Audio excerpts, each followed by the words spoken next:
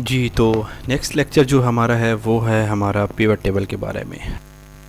अच्छा, सबसे पहले मैं आपके साथ एक प्रो टिप शेयर करता हूँ कि आप जो है वो कोई भी अगर डाटा टेबल है, जैसे ये डाटा सीरीज़ है, इस पे काम करने से पहले आप इसका एक टेबल बना लें। उसका फ़ायदा ये होता है कि सपोज़ करें कि मैं इसकी पहले इस डाटा को मैं थोड़ा सा ज़रा क्लीन कर लेता हूँ, और वो मैं ऐसे करूँगा कि मैं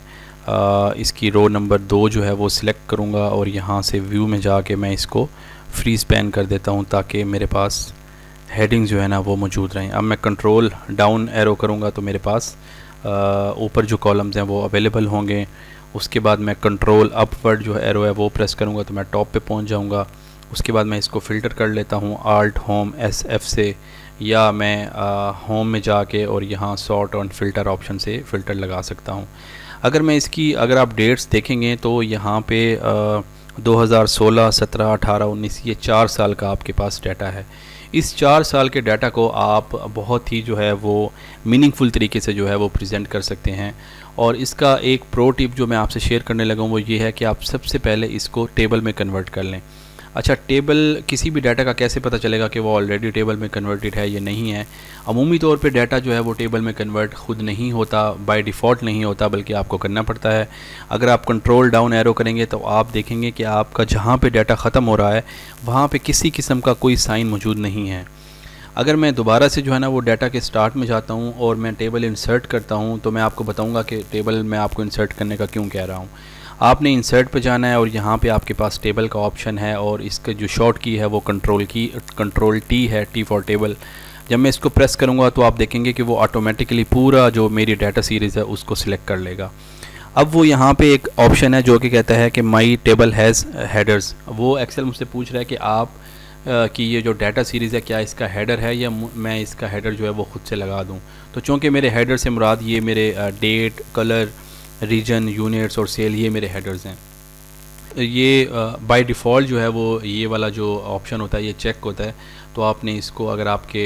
हेडर्स मौजूद हैं तो आपने इसको चेक ही रहने देना है और ओके कर दीजिए। आप देखेंगे तो इसका जो है वो कलर फॉर्मेट एकदम से चेंज हो गया है। और अब अगर आप इसके लास्ट में आएंगे तो आप देखेंगे कि यहाँ पे एक छोटा सा जहाँ पे ये $78 आ रहा है वहाँ पे कॉर्नर पे आपको एक ब्लू मार्क नज़र आएगा जो कि इस चीज़ की कंफर्मेशन देता है कि आपका ये जो डाटा सीरीज़ है इसमें ये टेबल फॉर्मेट में कन्वर्टेड है। मैं चाहूँ तो मैं इसका फॉर्मेट यहाँ से डिज़ाइन जो है मैं अगर ये डार्क ब्लू जो है वो सिलेक्ट कर लेता हूँ। अब इसके ऊपर मैं जो है वो आहिस्ता आहिस्ता आपको स्टेप बाय स्टेप बताऊँगा कि आप कैसे इसको पिवट टेबल में कन्वर्ट करते हैं। तो मैं सबसे पहले क्या करूँगा कि मैं इंसर्ट में जाऊँगा।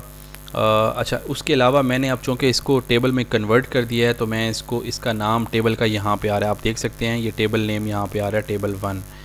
तो मैं अब इसमें इंसर्ट ऑप्शन में जाऊँगा और यहाँ पे मैं पिवट टेबल आपके पास आ रहा है सबसे कॉर्नर में। मैं इसको जैसे ही क्लिक करूँगा तो सबसे पहले हमें ये समझना होगा कि ये ऑप्शन में क्या बोलता है। सबसे पहले ये कहता है कि आपकी जो डाटा रेंज मैं यूज़ करूँगा पिवट टेबल में वो टेबल 1 लिखा हुआ आ रहा है। टेबल 1 बेसिकली चूँकि मैंने अपने डाटा को टेबल में कन्वर्ट कर दिया है और उसका नाम टेबल 1 है तो इसलिए वो इसको टेबल 1 कह रहा है। अगर मैं इसको अपने डाटा को टेबल में कन्वर्ट ना करता तो वो मुझे मेरी रोज़ और कॉलम का रेफरेंस दे रहा होता। लाइक इस एग्जांपल में वो अगर मैं इसको, अच्छा, अगर मुझे टेबल को हटाना हो सपोज़ करें तो उसके लिए मुझे क्या करना होगा, उसके लिए मुझे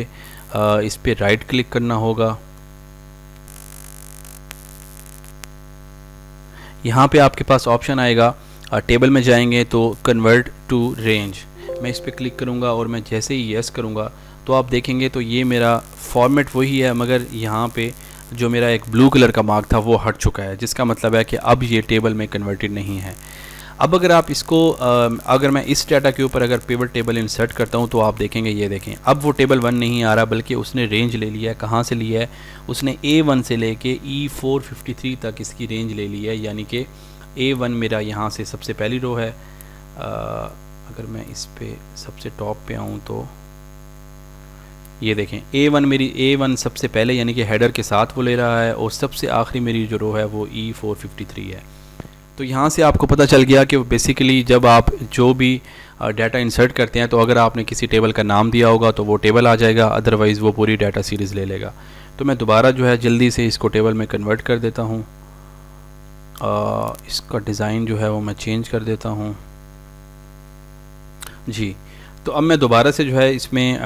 पिवट टेबल इंसर्ट करूँगा तो यहाँ पे दोबारा से टेबल 2 आ जाएगा, क्योंकि अब मैंने चूँकि दूसरी दफ़ा टेबल ऐड किया है तो उसने टेबल 1 की बजाय उसका नाम टेबल 2 दे दिया है। अच्छा, नीचे वो मुझसे पूछता है कि आप ये जो पिवट टेबल बनाना चाहते हैं ये एग्जिस्टिंग किसी वर्कशीट में बनाना चाहते हैं या आपको नई वर्कशीट चाहिए। सपोज़ करें कि मैं इसी अपने शीट के अंदर ही अगर मैं पिवट टेबल इंसर्ट करना चाहता हूँ तो मैं एग्जिस्टिंग पे क्लिक करूँगा और यहाँ जहाँ पे मैं बनाना चाहता हूँ, सपोज़ करें कि मैं एच जो है वो कॉलम में बनाना चाहता हूँ तो मैं एच सेलेक्ट करके ओके करूँगा तो मेरा यहीं पे ही पिवट टेबल जो है वो डिज़ाइन हो जाएगा। लेकिन आम तौर पे जो है वो रिकमेंडेड नहीं होता, क्योंकि यहाँ पे तो मेरे पास सिर्फ 4 से 5 कॉलम है।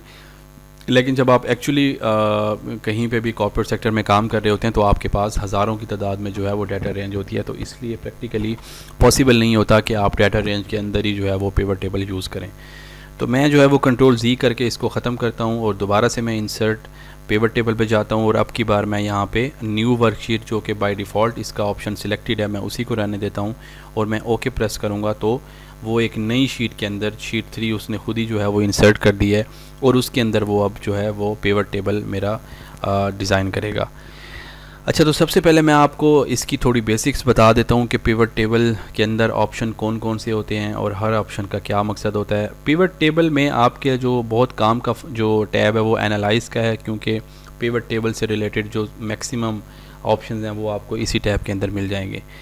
जैसे ही आप एक चीज़ नोट करेंगे कि पिवट टेबल की ये छोटी सी जो विंडो ओपन हो गई है, जैसे ही मैं इसके अंदर क्लिक करूँगा तो मेरे पास राइट साइड पे भी एक विंडो ओपन हो जाएगी और जैसे ही मैं और इससे बाहर क्लिक करूँगा तो वो मेरी जो है वो जो विंडो है वो गायब हो जाएगी। तो अगर आपको पिवट टेबल के अंदर कुछ भी चेंजेस करनी है तो याद रखिए कि हमेशा आपने पिवट टेबल के अंदर रह के आपने ये जो ऑप्शन आपके पास पिवट टेबल 3 का, जहाँ इस वक्त मेरी कर्सर जो है वो सिलेक्टेड है, इसके अंदर आपने जो है ना वो पहले इसको सिलेक्ट करना है। कहीं भी किसी एरिया में एक दफ़ा क्लिक करके आप उसके बाद देखेंगे तो आपकी ये विंडो ओपन हो जाएगी। अगर आप इस विंडो को रिमूव करना चाह रहे हैं, हाइड करना चाह रहे हैं, तो आप राइट क्लिक करेंगे और यहाँ पे हाइड फील्ड लिस्ट आ रहा है, इसको क्लिक करेंगे तो ये बेसिकली फील्ड लिस्ट आपकी होती है। या आप अगर एक्सट्रीम राइट साइड पे देखेंगे तो यहाँ पे भी टॉप पे फील्ड लिस्ट का ऑप्शन आ रहा है, आप इसको भी क्लिक करके इसको हाइड या अनहाइड कर सकते हैं। उसके बाद हम ज़रा अंडरस्टैंड कर लेते हैं कि फील्ड लिस्ट जो है इससे क्या मुराद है। फील्ड लिस्ट बेसिकली जो है वो हमारी सबसे पहले इसमें ऊपर अगर आप जाएंगे तो आपके पास सेटिंग्स या टूल का एक ऑप्शन आ रहा होता है। अगर आप इसे क्लिक करेंगे तो इस वक्त जो मेरा फील्ड लिस्ट का जो फॉर्मेट है वो स्टैक्ड है। अगर आप चाहते हैं कि साइड बाय साइड जो है वो ये आए, लाइक अगर मैं इसको क्लिक करूँगा तो आप देखेंगे कि आपके ये इससे रिलेटेड जो तमाम फील्ड्स हैं इनकी फॉर्मेटिंग चेंज हो गई है और अब वो एक साइड पे आ रहे हैं। मैं दोबारा इसको जो है ना, अगर मैं तीसरा ऑप्शन सेलेक्ट करता हूँ तो उसने मुझे सिर्फ जो है वो फील्ड जो लिस्ट वाला जो ऑप्शन है जिसमें वो फील्ड सेक्शन आ रहे होते हैं, सिर्फ वो मुझे वही देगा। अगर आप चाहते हैं कि वो फील्ड एरिया आपके पास सिर्फ आए तो आप ये वाला ऑप्शन सेलेक्ट कर सकते हैं। अगर आप चाहते हैं कि आपका फील्ड एरिया इस तरह से आए तो आप सिलेक्ट कर सकते हैं। डिफरेंट फॉर्मेट्स है, बट आइडियली सबसे जो पहला ऑप्शन है यही बेटर होता है, क्योंकि इसमें आपके पास तमाम जो व्यूज़ हैं वो कम्प्लीटली आ रहे होते हैं। सर्च में आप अपने जितने भी तमाम आपके पास जो कॉलम्स, अगर मैं दोबारा पिवट टेबल पे जाऊँ तो यहाँ पे मेरे पास 5 कॉलम्स हैं, तो वो पांचों कॉलम्स जो है वो मेरे यहाँ पे शो हो रहे होंगे, डेट, कलर, रीजन, यूनिट्स और सेल्स के। तो अगर यहाँ सर्च में से मुझे कोई भी ऑप्शन सेलेक्ट करना हो तो मैं रीजन जैसे ही REG प्रेस करूँगा तो मेरे पास वो वाला ऑप्शन आ जाएगा। उसके बाद नीचे जो है वो बेसिकली 4 मेरे पास विंडोज़ हैं। सबसे पहले फ़िल्टर की है, उसके बाद कॉलम्स की है, उसके बाद रोज़ की है, उसके बाद वैल्यूज़ की है। मैं आपको प्रैक्टिकली जब ये करके बताऊंगा तो आपको बेहतर आइडिया होगा कि ये ऑप्शन कैसे मैं यूज़ कर सकता हूँ। अच्छा, अब एक चीज़ का आपने ख्याल रखना है कि हमेशा एक चीज़ याद रखिए कि जो वैल्यूज़ होंगी, जो नंबर्स होंगे, वो हमेशा वैल्यू की विंडो में आएंगे। उसके बाद आप जो बाकी चीज़ें हैं वो आप रोज़ में भी कर सकते हैं, कॉलम्स में भी कर सकते हैं, और अगर आपने कोई ऐसी फील्ड लिस्ट जो आपको फ़िल्टर करने की ज़रूरत हो तो वो आप उसको फ़िल्टर वाले ऑप्शन में लेके जाएंगे। मैं आपको करके बताता हूँ। सपोज़ करें कि मेरे पास 4 सालों का डाटा है और मुझे मेरा बॉस है वो मुझे बोलते हैं कि मुझे जाफ़र मुझे ये बताओ कि मुझे रीजन वाइज जो है ना वो मुझे सेल बताओ, और कि मेरी अब तक जो टोटल 4 सालों की सेल्स है रीजन वाइज वो कितनी है। तो मैं जैसे ही एक ऑप्शन ये है कि मैं रीजन पे जैसे ही क्लिक करूँगा तो वो बाय डिफ़ॉल्ट रोज़ वाले जो है एरिया में चली जाएगी। तो यहाँ से आप देख सकते हैं कि मेरे पास कोई रेपिटेशन नहीं होगी। यहाँ पे मेरे पास जितने भी नंबर्स आए, जो भी टेक्स्ट आएगा वो आइडेंटिकल आएगा। आप देख रहे हैं कि मेरे पास जो मास्टर डाटा था उसके अंदर तो मेरे पास 453 रोज़ थी, जिसमें ईस्ट वेस्ट नॉर्थ साउथ जो है वो रिपीट हो रहे थे, लेकिन यहाँ पे रेपिटेशन नहीं होगी, बल्कि जितने भी आइडेंटिकल्स वहाँ पे टेक्स्ट होगा मेरे पास वो शो हो जाएगा। तो एक तो आपको यहाँ से ये भी पता चल जाएगा कि आपके रीजन कितने हैं, या सपोज़ करें अगर आप ये देखना चाहते हैं कि अगर सपोज़ करें कि मेरे पास 453 रोज़ में रीजन की बजाय अगर एम्प्लॉयज़ के नाम होते या मेरे पास कस्टमर्स के नाम होते और आपने अगर काउंट करना होता कि मेरे पास कितने कस्टमर्स हैं, तो आप यहाँ से भी चेक कर सकते हैं। अच्छा, काउंट से जो है ना आपको मैं एक और चीज़ बताता चलूँ। अगर आपने काउंट करना है कि मेरे पास कितने रीजन हैं या कितने कस्टमर्स हैं, जैसे अभी मैंने आपको एग्जांपल दी, तो अगर तो आपके पास थोड़े से जैसे ये सिर्फ 4 हैं तो आप यहीं से ही बता सकते हैं, लेकिन अगर आपके पास बड़ी अमाउंट है, ज़्यादा तादाद में अगर आपके पास कस्टमर्स आईडीज़ या कुछ भी ऐसा जो आप काउंट करना चाहें, तो आप क्या करेंगे, आप उसको रीजन को वैल्यूज़ वाले जो है वो ऑप्शन में लेके जाएंगे। तो वो आपको यहाँ से ये बताएगा कि आपकी जो रोज़ हैं वो 452 हैं। जैसे मैंने आपको बताया कि 453 हमारी टोटल रोज़ थी और उसमें से एक हमारा हेडर था, तो टोटल डाटा हमारा 452 में 52 का जो है वो डाटा हमारा टोटल था, जो कि ये हमें बता रहा है। मैं दोबारा इसको जो है वो रीजन को रोज़ में लेके चला जाऊंगा और यहाँ से अब मुझे सेल्स चाहिए, तो मैं सेल्स पे जैसे ही क्लिक करूँगा तो बाय डिफ़ॉल्ट वो वैल्यूज़ वाले कॉलम में चला जाएगा। अच्छा, अगर अब मैं इसको जो है वो ऊपर लेके जाता हूँ कॉलम्स में, तो वो आप देखेंगे तो मेरी जो सेल्स हैं वो मेरी तमाम शिफ्ट हो गई है ऊपर कॉलम में। तो अब अगर मुझे ईस्ट की अगर सेल देखनी हो तो मेरे लिए पॉसिबल नहीं है, क्योंकि मैं इसको काउंट भी नहीं कर सकता और ना ही मैं इसको किसी भी तरह से यूज़ कर सकता हूँ। तो इसका मतलब है कि जो सेल्स है या जो भी फिगर का जो डाटा है वो हमेशा आपने अगर मैं इसको सपोज़ करें कि सेल्स को रीजन के नीचे ले जाता हूँ, तो ये देखें यहाँ पे भी मेरे लिए फिजिबल नहीं है, क्योंकि मैं इसको काउंट भी नहीं कर सकता और ये मेरे लिए प्रैक्टिकली पॉसिबल नहीं है कि मैं इतने बड़े डाटा को जो है वो इस फॉर्मेट में यूज़ कर सकूं। अगर मैं सेल्स को जो है वो ऊपर फ़िल्टर में ले जाता हूं, तो आप देखेंगे यहाँ पे एक फ़िल्टर जनरेट हो जाएगा और मेरी तमाम सेल्स यहाँ पे शो हो जाएंगी। तो यहाँ पे भी मेरे लिए किसी काम की नहीं है, क्योंकि मैं इसको फ़िल्टर आउट अगर कर भी लूँ तो मैं वैल्यूज़ को फ़िल्टर आउट नहीं कर सकता, क्योंकि मुझे ये मालूम ही नहीं है कि ये वैल्यू बेसिकली किस रीजन की है। तो इसलिए सबसे जो बेस्ट ऑप्शन है वो यही है कि आप इसको सेल्स को हमेशा वैल्यूज़ वाले एरिया में रखेंगे। जैसे मैंने आपको पहले बताया था, अगर आप देखेंगे तो यहाँ पे मैंने जैसे ही इसकी विंडो पे क्लिक करूँगा तो मेरे पास डाटा फील्ड ओपन होगी, और अगर मैं उससे बाहर क्लिक करूँगा तो मेरे पास फील्ड लिस्ट ओपन नहीं होगी, और ना ही मेरे पास यहाँ पे एनालाइज का टैब अवेलेबल होगा। अगर मैं यहाँ पे क्लिक करूँगा तो फ़ौरन ही एनालाइज और डिज़ाइन का टैब भी अवेलेबल हो जाएगा। तो आपने जो है वो सेल्स जो है वो यहाँ से उठा के और आपने वैल्यूज़ में रख दी। अब आप देख सकते हैं कि मेरे पास सेल्स जो है वो ऊपर रो लेबल लिखा आ गया है और यहाँ पे सम ऑफ सेल्स लिखा आ गया, जो कि बेसिकली इन 4 सालों की एग्रीगेट सेल है। तो अगर इसको मैं वेरीफाई करना चाहूँ जस्ट आपको समझाने के लिए, तो आप अगर यहाँ जाएं और आप इसको क्लिक करें और यहाँ से आप फ़िल्टर आउट करें ईस्ट को। अगर आप ईस्ट की सेल जो है वो टोटल करेंगे, तो अगर एक तरीका ये है कि मैं पूरा कॉलम सिलेक्ट करूँगा तो यहाँ पे सम आ रहा होगा जो कि 3730 है। तो अगर मैं ईस्ट पे जाऊँगा तो ये देखें 3730 की सेल्स है। इसका मतलब है कि वो उसने तमाम जो उसकी सेल्स थी उसको जो है वो यहाँ पे एग्रीगेट कर दिया है। उसके बाद हम यहाँ पे डिस्कस करेंगे कि मैं दोबारा इस शीट में आता हूँ। अब यहाँ पे मेरे पास जो है वो और मैं इसमें क्या कर सकता हूँ, वो मैं ये कर सकता हूँ कि अब मेरा बॉस अगर मुझसे ये पूछते हैं कि मुझे ये बताएं कि ईस्ट में मेरे पास कलर वाइज मुझे बताएं कि कितने कलर जो थे और कितने हर कलर ने कितनी सेल्स की है। तो अगर मैं कलर्स को सिलेक्ट करता हूँ तो वो ऑटोमेटिकली वो एक्सेल जो है वो इंटेलिजेंटली ये चीज़ एज्यूम करेगा कि कलर्स जो हैं वो आप ईस्ट के नीचे ही आएंगे, रीजन के नीचे आएंगे। अगर आप कलर्स चाहें तो ऊपर भी कर सकते हैं, पोजीशन भी चेंज कर सकते हैं। आप कलर पे क्लिक करेंगे और मूव अप करेंगे तो पहले कलर्स आ जाएगा और फिर आपका ईस्ट आ जाएगा, मतलब रीजन आ जाएंगे। तो आप इनको भी मूव शफल कर सकते हैं। उसके बाद अगर आप इसको क्रॉस तरीके से भी देख सकते हैं, डबल पिवट से भी, वो ये कि अगर आप रीजन को उठा के तो कॉलम में लेके जाएंगे तो यहाँ से भी आपको पता चल जाएगा कि ईस्ट रीजन ने ब्लू कलर जो है वो इतना 1121 का बेचा, वेस्ट ने जो है वो ब्लू जो है वो 2275 का बेचा, और इस तरह से आपके पास टोटल वैल्यू आ जाएगी। इसी तरह से आप इसको चेंज भी कर सकते हैं, आप कलर्स यहाँ लेके जा सकते हैं और रीजन को यहाँ पे लेके आ सकते हैं, तो आपके पास रीजन जो है वो रोज़ में आ जाएंगे और कलर जो है वो आपके कॉलम्स में आ जाएंगे।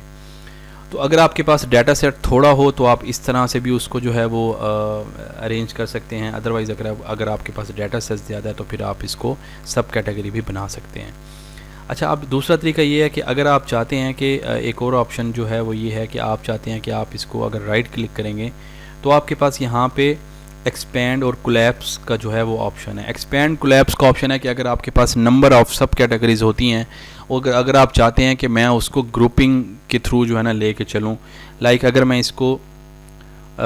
कोलैप्स इंटायर फील्ड कर देता हूँ, जिसका मतलब कोलैप्स है कि वो तमाम जो सब फील्ड है वो उसको मर्ज कर देगा, तो आप देखेंगे तो इस वक्त मेरे पास वो 4 ऑप्शन ही आ चुके हैं जो रीजन थे। लेकिन अगर यहाँ पे देखेंगे तो नीचे कलर्स भी है, तो कलर्स कहाँ गए? कलर्स बेसिकली इसी के नीचे हाइड हो चुके हैं। अगर आप देखेंगे तो ईस्ट से पहले प्लस का साइन आ रहा है, अगर मैं प्लस के साइन को क्लिक करता हूँ तो देखें वो चारों कलर यहाँ पर शो हो जाएंगे। अगर आपने टेबल का जो है फॉर्मेट चेंज करना है, आप डिज़ाइन पे जाएंगे और यहाँ पे जाके आपके पास दोबारा से नंबर ऑफ़ ऑप्शन जो है ना वो अवेलेबल हो जाएंगे, और इनमें से आप जो ऑप्शन भी चूज़ करना चाहें वो आप चूज़ कर सकते हैं।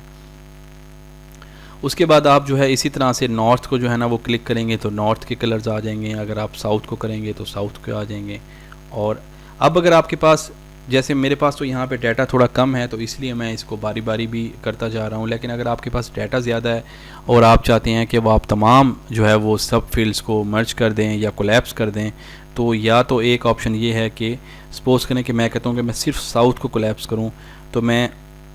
एक्सपेंड में जाऊँगा और मैं यहाँ पे एक दफ़ा कोलैप्स करूँगा तो सिर्फ साउथ जो है वो कोलैप्स होगा। अगर मैं चाहता हूँ कि मैं नॉर्थ को कोलैप्स करूँ तो मैं यहाँ पे जाऊँगा और मैं सिर्फ अगर कोलैप्स करूँगा तो सिर्फ नॉर्थ होगा। तो मुझे इस तरह बारी बारी अगर आप चाहें तो कर सकते हैं, या फिर दूसरा तरीका ये है कि आप इसको कोलैप्स ऑल कर दें तो वो तमाम फील्ड्स जो है ना वो इकट्ठी जो है वो कोलैप्स हो जाएंगी। मैं इसको यहाँ पे कोलैप्स ऑल कर देता हूँ, इंटायर फील्ड कर देता हूँ, तो ये कोलैप्स हो गई। उसके बाद जो है वो मुझे एक और ऑप्शन जो है ना वो ये है कि अब मैं अगर यूनिट भी देखना चाहता हूँ तो मैं यहाँ पे यूनिट जो है वो क्लिक करूँगा तो मेरे पास सम, अच्छा यहाँ ऊपर जो हेडिंग होगी तो वो आपको एक्सेल ये भी बता रहा होगा कि ये सम, ये जो जितनी भी जो फिगर आ रही है ये सम हो रही है, ये एवरेज हो रही है, या ये काउंट हो रही है।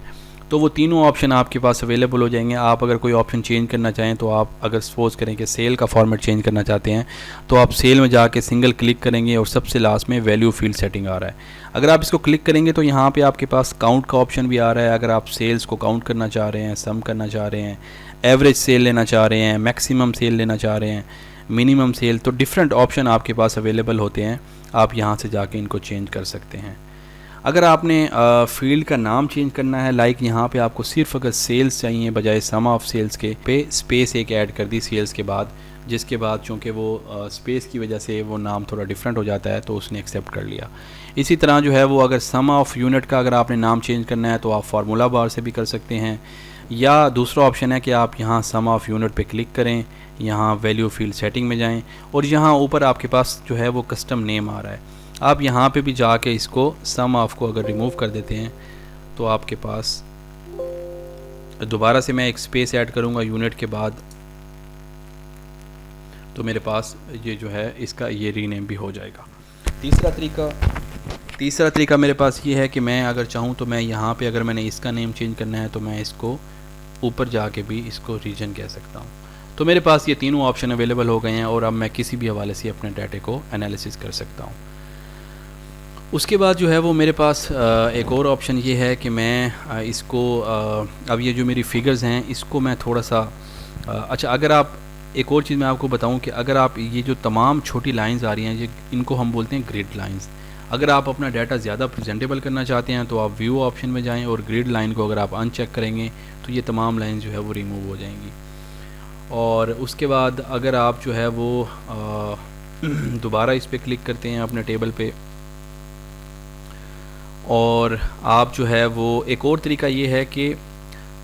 इसके साथ एक्सपेरिमेंट करते हैं कि मैं इसको रीजन को ऊपर फ़िल्टर में लेके जाता हूँ। अब क्या होगा कि अब मेरे पास कलर वाइज सेल तो आ रही है, और अगर मैं चाहता हूँ कि मुझे सिर्फ जो है किसी एक रीजन की चाहिए, तो मैं अगर नॉर्थ सेलेक्ट करता हूँ, फ़िल्टर करता हूँ, तो अब ये सिर्फ मेरे पास नॉर्थ की सेल आ गई है कलर वाइज।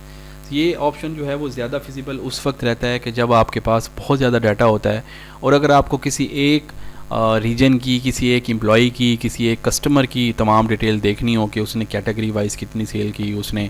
एरिया वाइज कितनी सेल की, जो हमने उसको जोग्राफिकली एरिया जो है वो दिया हुआ था उसके हवाले से उसने कितनी सेल की, किस मंथ में कितनी सेल की, तो आप जस्ट यहाँ ऊपर जाके उसको फ़िल्टर आउट करते हैं, तो आपकी तमाम जो नीचे जो टेबल्स की डिटेल होती है वो सिर्फ उस फ़िल्टर किए हुए ऑप्शन के अकॉर्डिंगली मैनेज हो जाती है। उसके बाद मैं इसको जो है वो आप कलर को भी जो है वो फ़िल्टर कर सकते हैं। कलर को आप ऊपर ले जाएं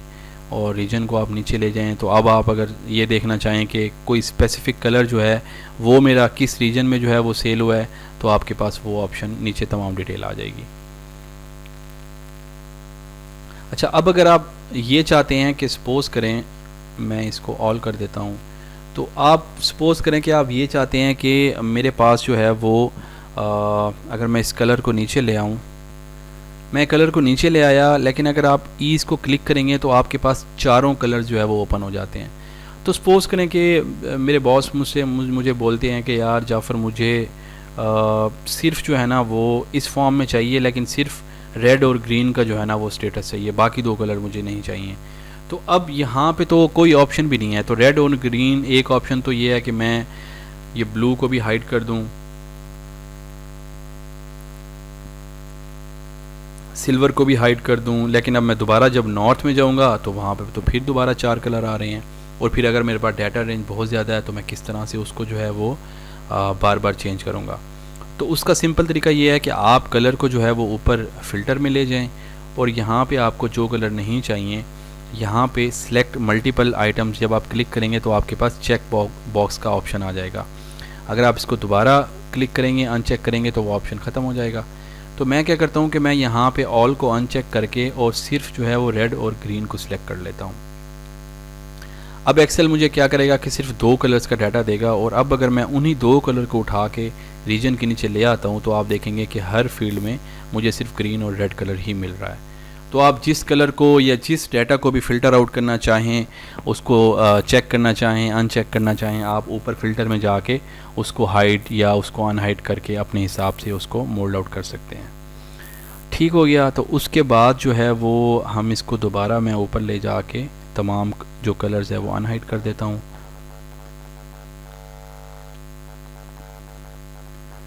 तो अब मैं आ जाता हूँ कि मेरे पास डेट्स हैं, तो मैं आपको एक और जो है वो ऑप्शन हम डिस्कस कर लेते हैं कि अगर सपोज़ करें कि मुझे चाहिए डाटा, सेल्स का डाटा चाहिए और मुझे ईयर वाइज चाहिए, तो मेरे पास तो सिर्फ जो है वो यहाँ पे अगर मैं अपने पिवट टेबल में आऊँगा तो मेरे पास तो सिर्फ डेट्स आ रही हैं। तो अब मुझे अगर ईयर वाइज चाहिए, मुझे मंथ वाइज चाहिए, तो वो क्या होगा। तो अगर मैं एक्सेल का बहुत ही कमाल का फंक्शन है, अगर मैं डेट पे क्लिक करूँगा तो एक्सेल ने बाय डिफ़ॉल्ट जो है वो ग्रुपिंग की होती है। मतलब अगर मैं डेट्स पे जाके इसमें मैं अगर आपको राइट क्लिक करके दिखाऊं और मैं यहाँ पे ग्रुप्स में जाऊं, तो आप देखेंगे तो मंथ, क्वार्टर और ईयर, यानी कि एक्सेल ने जो है वो बाय डिफ़ॉल्ट जब भी जो भी पहली डेट होगी स्टार्टिंग की, जैसे कि मेरे डाटा में 2016 3 जनवरी 2016 जो है वो सबसे पहली डेट है, तो एक्सेल क्या करेगा कि एक्सेल जो स्टार्टिंग डेट होगी उसको लेगा और जो सबसे एंड वाली डेट है उसको बाय डिफ़ॉल्ट लेके उसके दरमियान जितनी भी चीज़ें होंगी वो उसको कन्वर्ट कर देगा, ग्रुपिंग कर देगा, और उसको जो है ना वो इन तीन चीज़ों में, क्वार्टर में, ईयर में और मंथ में कन्वर्ट कर देगा, ताकि हमें जो है वो डाटा एनालिसिस करते वक्त बहुत आसानी हो। अगर आप चाहें तो आप सपोज़ करें कि क्वार्टर को हटा देते हैं और आप बोलते हैं कि मुझे सिर्फ मंथ और ईयर चाहिए। जब आप क्लिक करेंगे तो आप देखेंगे कि ये अब कन्वर्ट हो चुका है, ऊपर सबसे ऊपर ईयर आ रहा है और उससे नीचे जो है वो मंथ आ रहा है। अगर मैं जो है वो रीजन को ऊपर लेके जाता हूँ तो आप देखेंगे कि मेरे पास अब जो है वो सबसे पहले साल आ रहे हैं 2016-17 और उसके नीचे महीने आ रहे हैं। अगर जो है मैं इसको उसी तरीके से कोलैप्स ऑल कर देता हूँ और इसको मैं इंटायर फील्ड कर देता हूँ, तो आप देखेंगे तो अब मेरे पास सिर्फ ईयर वाइज जो है वो सेल आ रही है 2016 की, 17, 18 और 19 की। अब अगर मुझे जो है वो सपोज करें कि मुझे टोटल मंथ की सेल चाहिए, मुझे जो है वो ईयर वाइज नहीं चाहिए, बल्कि मुझे ये देखना है कि चारों सालों में जनवरी में कितना सेल हुआ, तो उसका तरीकाकार ये है कि मैं ईयर को अगर ऊपर लेके जाऊँ फ़िल्टर में, तो आप देखेंगे कि अब मेरे पास जनवरी की टोटल सेल आ रही है। और अब अगर मैं ईयर वाइज देखना चाहूँ कितनी मेरी सेल्स है, तो मैं अगर ईयर्स को उठा के कॉलम में लेके जाऊँ तो आप देखेंगे तो मेरे पास 2016, 17, 18, 19 की तमाम सेल आ रही है मंथ वाइज। इन 4 महीनों में जो है वो मेरे पास कोई डाटा अवेलेबल नहीं होगा। लाइक अगर मैं चेक करूं 2019 में सितंबर में मेरे पास क्या कोई डाटा मौजूद है, तो मैं सबसे पहले फ़िल्टर आउट करूंगा 2019 और आप देखेंगे कि सबसे लास्ट जो है वो अगस्त है। तो एक्सेल ने जो है पिवट टेबल ने अगस्त तक का डाटा उठा लिया, उसके बाद उसके पास डाटा अवेलेबल नहीं है, तो इसलिए यहाँ पे ब्लैंक आ रहा है। उसके बाद जो है अब अगर आप इसको डेट में ही कन्वर्ट करना चाह रहे हैं, या आप चाह रहे हैं कि मुझे किसी एक मंथ का जो है ना डाटा मिल जाए। सपोज करें आप बोलते हैं कि मुझे तमाम जो डाटा है like region wise, colour wise, वो मुझे ईयर वाइज, वो मुझे सिर्फ जून का देखना है कि मेरा जून का जो है ना वो लास्ट ईयर की सेल कितनी थी। सपोज करें इसको इस तरह कर लेते हैं कि आप कहते हैं कि यार मुझे ये बताओ कि 2017 और 18 में मेरी जून की सेल कितनी थी तमाम कैटेगरीज में। तो मैं क्या करूँगा कि मैं ऊपर चूँकि मेरे ईयर्स जो है वो कॉलम में आ रहे हैं, तो मैं इसको क्लिक करके यहाँ से मैं सिर्फ जो है वो 2017 और 18 ले लूँगा, इसको मैं ओके कर दूँगा। यहाँ से मेरा ग्रैंड टोटल को मैं रिमूव कर दूँगा, राइट क्लिक करूँगा और रिमूव ग्रैंड टोटल कर दूँगा। उसके बाद मैं यहाँ से इसको डेट को ऊपर लेके जाऊँगा और यहाँ से मैं जाके इसमें अपना मंथ जो है वो जून सेलेक्ट कर लूँगा और उसके बाद मैं अपने जो रीजन है उसको नीचे ले आऊँगा और कलर्स जो हैं वो उसको भी नीचे ले आऊँगा और इसको मैं कोलैप्स ऑल कर दूँगा जी। और इसको मैं जो है थोड़ा सा इसको सेटिंग इसकी दुरुस्त कर दूँगा और इसको मैं सेंटर में होम टैब में जाके इसको मैं सेंटर में ले आऊँगा। तो आप देखेंगे कि जून के महीने में ईस्ट में 2017 में 151 यूनिट सेल किए, 2018 में 190 यूनिट सेल की। अच्छा, ग्रोथ के लिए अगर आपने ग्रोथ कैलकुलेट करनी है तो आपको मैंने यहाँ पे नीचे क्लिक कर दिया था। आप 2018 में जब क्लिक करेंगे तो उसके बाद अगर आप फील्ड आइटम पे जाएंगे तो आपके पास 2 ऑप्शन होंगे, एक होगा कैलकुलेटेड फील्ड, एक होगा कैलकुलेटेड आइटम। अच्छा, इस चीज़ को समझना ज़रूरी है कि आप कैलकुलेटेड फील्ड और आइटम से क्या मुराद है। कैलकुलेटेड फील्ड जो होती है वो ये होती है कि अगर आपके पास सपोज करें कि मेरे पास यहाँ पे अगर मैं जाऊँ डाटा में, तो मेरे पास ये जो डेट्स है ये मेरे पास रोज़ में आ रही है। तो एक्सेल हमेशा कैलकुलेटेड फील्ड में उन फील्ड्स को कैलकुलेट करेगा अगर आपके पास वो चीज़ें रोज़ में कॉलम्स में अवेलेबल हों। सपोज़ करें कि मेरे पास, मैं आपको यहाँ पे एक एग्जांपल दे देता हूँ कि सपोज़ करें मेरे पास 2017 और 2018 मेरे पास यहाँ पे सेल्स थी 1000, यहाँ पे थी 2000 और यहाँ पे मैं इसको कर देता हूँ मंथ और यहाँ पे मैं कर देता हूँ जैन, यहाँ पे मैं कर देता हूँ फेब, इधर मैं कर देता हूँ 2000, इधर मैं कर देता हूँ 3000। अब मैं इस सब को जो है वो ड्रैग आउट करके इसको जून तक ले जाता हूँ, इसको मैं जून तक ले गया। तो अब सपोज करें कि मैं, अब मेरे पास अब इन 2 टेबल्स में क्या फ़र्क है, इसमें ये फ़र्क है कि इस टेबल में ये जो मैंने अलग से बनाया है इसके अंदर जो डेट है, ये जो ईयर है वो कॉलम्स में आ रहा है, यानी कि 2017 आई कॉलम में है और 2018 जे कॉलम में है। जबकि यहाँ पे ये जो पहले वाली फील्ड थी इसमें तमाम जो डेट्स और ईयर हैं वो एक कॉलम में है, सिर्फ एक ही कॉलम में है। तो एक्सेल जो है वो कैलकुलेट आपको जब तक नहीं कर सकता जब तक उसके पास 2 कॉलम में डाटा ना अवेलेबल हो। लाइक अगर मैं इसको क्लिक करूँ और मैं इसमें पिवट टेबल इंसर्ट करूँ, इसका छोटा सा पिवट टेबल एक बना लूँ और इसी एग्जिस्टिंग फील्ड में ही बना लूँ यहाँ पे। अब अगर मुझे यहाँ पे ग्रोथ कैलकुलेट करनी होगी तो आप देखेंगे, ये देखें 2017 और 18 की फील्ड अलग से आ गई है, क्योंकि यहाँ पे 2017 और 18 कॉलम्स में है। जैसे मैंने आपको पहले बताया था कि एक्सेल में पिवट टेबल के अंदर जो फील्ड आपकी होगी, जो भी जितने भी आपके कॉलम्स होंगे वही आपकी जो है यहाँ पे फील्ड बन जाएगी। अब अगर मुझे सपोज करें कि यहाँ पे मैं मंथ जो है वो लगा लेता हूँ, यहाँ पे मैं 2017 की सेल ले लेता हूँ, यहाँ 2018 की सेल ले लेता हूँ, तो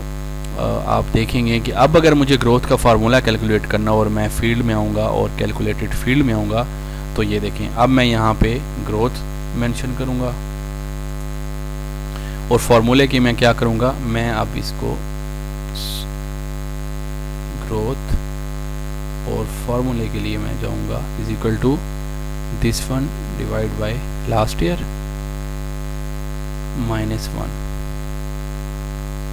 ब्रैकेट क्लोज कर दूंगा और यहाँ पे ओके कर दूंगा, इसको मैं क्लोज कर दूंगा। तो आप देखेंगे कि यहाँ पे इसको अगर मैं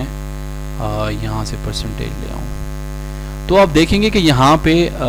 पिवट टेबल ने ग्रोथ कैलकुलेट कर दिया, क्योंकि उसके पास डाटा जो है वो कॉलम्स में अवेलेबल था। और जब आपके पास कॉलम में डाटा अवेलेबल होता है तो आप जो है वो कैलकुलेटेड फील्ड जो है ना वो यूज़ करते हैं।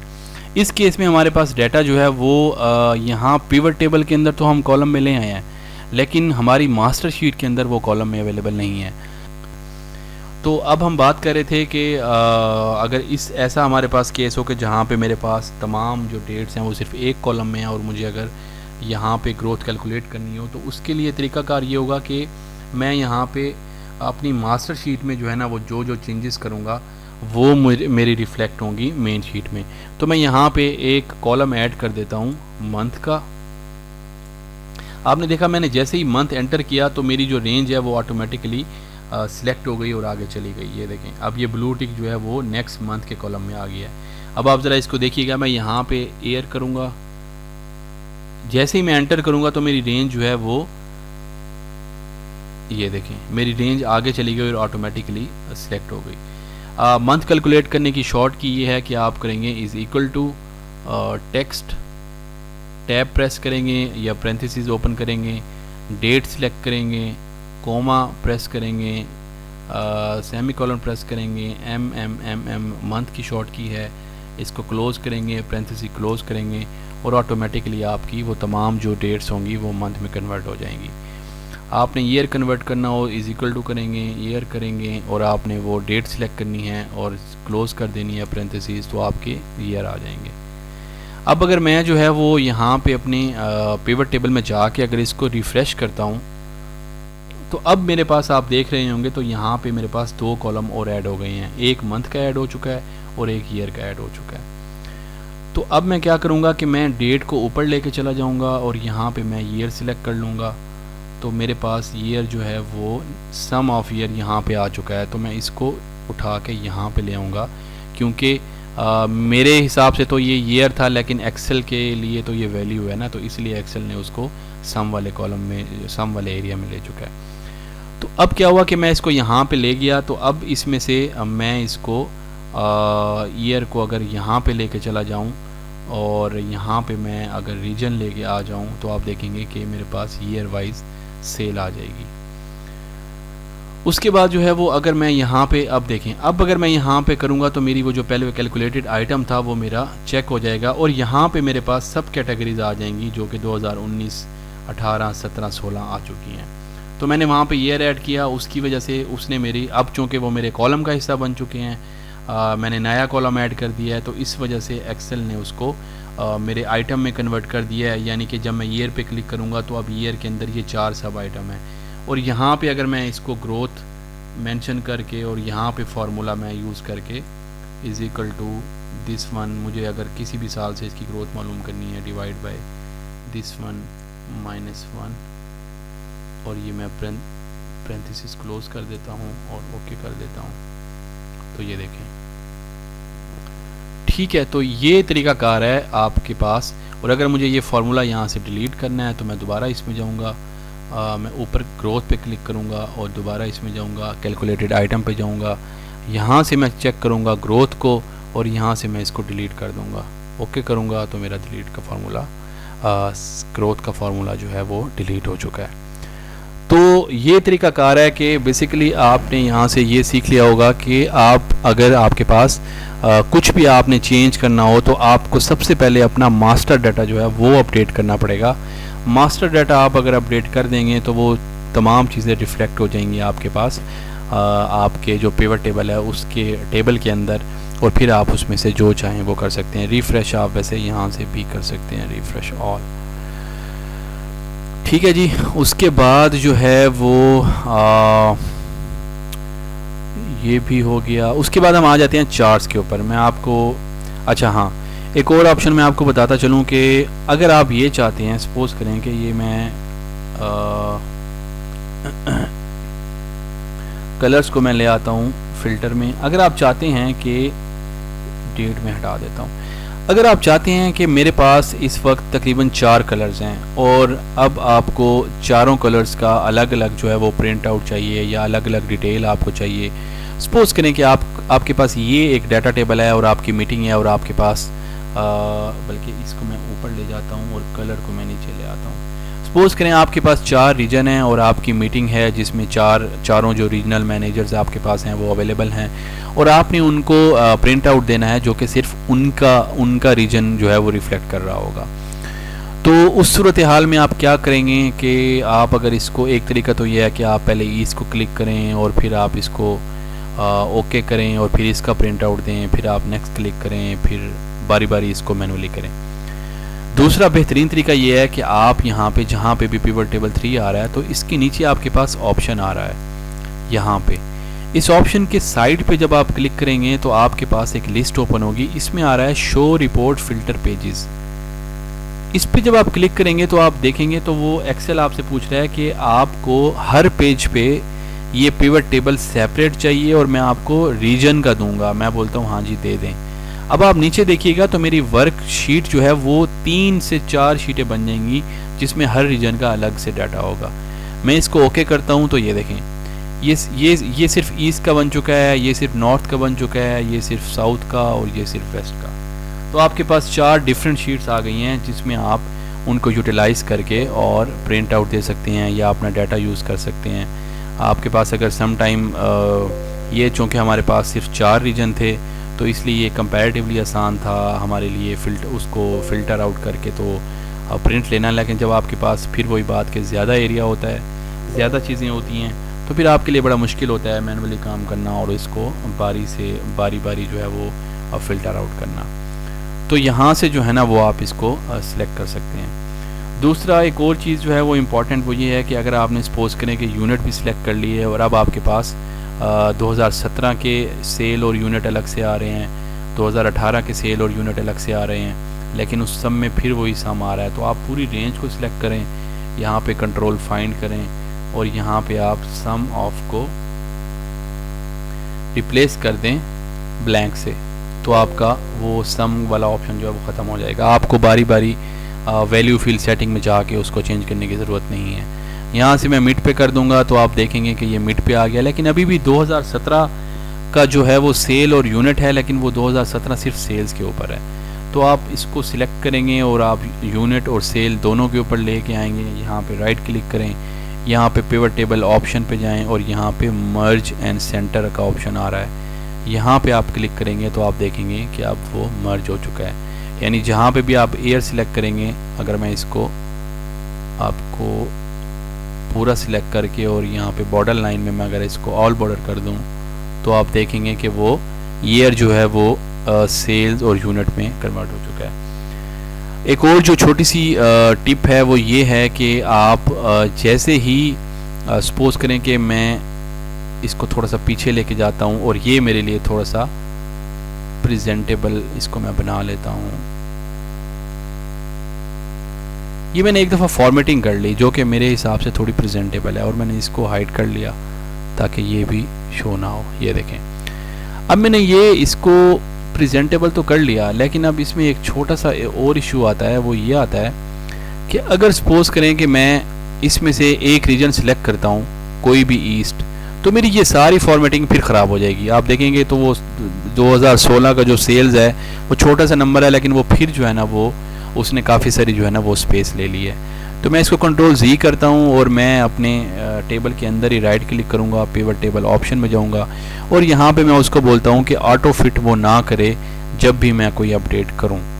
इसको अनचेक करके मैं ओके कर देता हूँ। अब अगर आप इसमें से कोई सा भी रीजन सिलेक्ट करेंगे, सपोज करें आपने नॉर्थ सेलेक्ट किया और आप देखेंगे तो उसी फॉर्मेट में वो तमाम चीज़ें अपडेट उसने कर दी हैं।